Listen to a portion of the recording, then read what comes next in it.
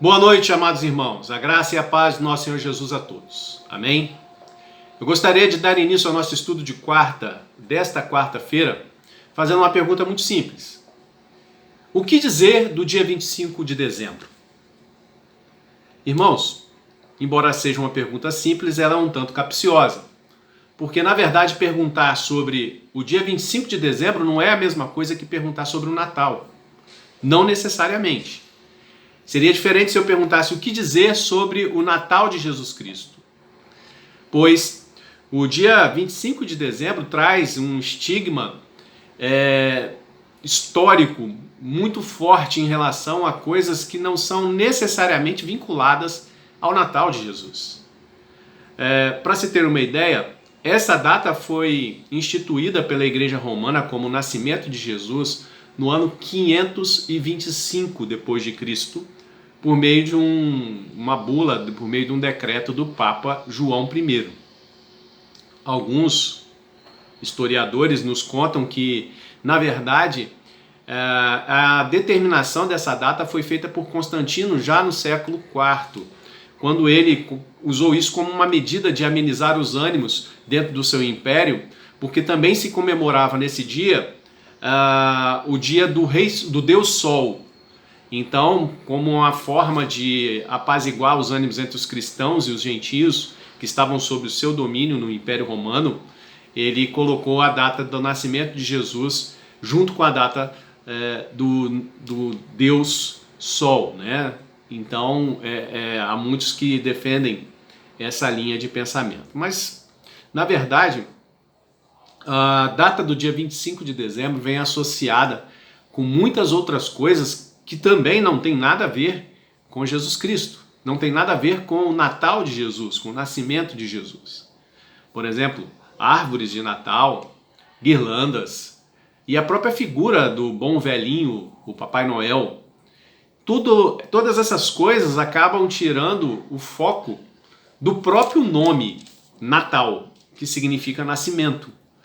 Então, à medida que essas coisas, elas são coisas que desviam a nossa atenção daquilo que deveria representar o Natal, que é a comemoração do nascimento de Jesus, a gente tem que se questionar, a gente tem que se perguntar se elas são válidas, se nós devemos permitir que elas entrem em nossas casas das mais diversas formas. Eu não vou aqui, nessa noite, fazendo um debate prolongado em relação a isso, mas nós vamos tratar algumas coisas interessantes e vamos procurar discernir algumas questões e responder algumas coisas, como por exemplo, é lícito, é legal, é correto um cristão celebrar o Natal? Entendam, isso também é diferente de perguntar se é correto, se é legal, se é cristão montar uma árvore de Natal, por exemplo. Afinal, muitos vão dizer, mas não tem nada a ver, a árvore de Natal é tão inocente, Papai Noel, o bom velhinho, ele é tão inocente, não tem nada. Será? Será que à medida que nós colocamos algumas coisas na frente do verdadeiro sentido, do verdadeiro significado, nós não estamos de alguma maneira contribuindo com essa distração, esse efeito mundano de desviar o foco das coisas que realmente são do Senhor? Mas se for assim, o que nós devemos fazer afinal de contas? Meus irmãos, o Natal traz um desafio não muito diferente da nossa realidade dioturna. Traz um desafio que é a mesma essência dos desafios que nós temos todos os dias, que na verdade é viver no mundo sem dele pertencer. É estar no mundo sem ser cidadão desse mundo, ser cidadão, na verdade, do reino celestial. É viver em espírito, sem permitir que o nosso coração, esse coração enganoso, nos conduza à carnalidade. O nosso estudo de hoje vai tratar um pouco sobre essa questão. Esse é o nosso objetivo de hoje. Mas antes eu queria deixar uma palavra, uma leitura breve de uma parte de Atos, onde o apóstolo Paulo nos dá um mecanismo para como fazer isso, estar no mundo sem contudo pertencer ao mundo. Olha só, lá em Atos capítulo 17, no versículo 16, o texto diz assim: enquanto Paulo esperava em Atenas, seu espírito se revoltava em face à idolatria dominante da cidade. Paulo estava revoltado porque havia muita idolatria naquela cidade. Haviam muitos altares, haviam muitos deuses e aquilo incomodava o seu espírito, incomodava o Espírito Santo que estava habitando nele. Mas percebam, num dado momento pegam Paulo e levam ele a um lugar chamado Areópago para o inquirir, o perguntar, né?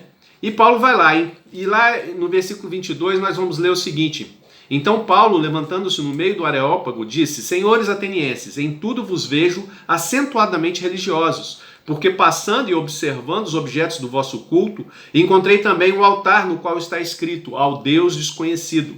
Pois esse que adorais sem conhecer é precisamente aquele que vos anuncio, o Deus que fez o mundo e tudo que nele existe.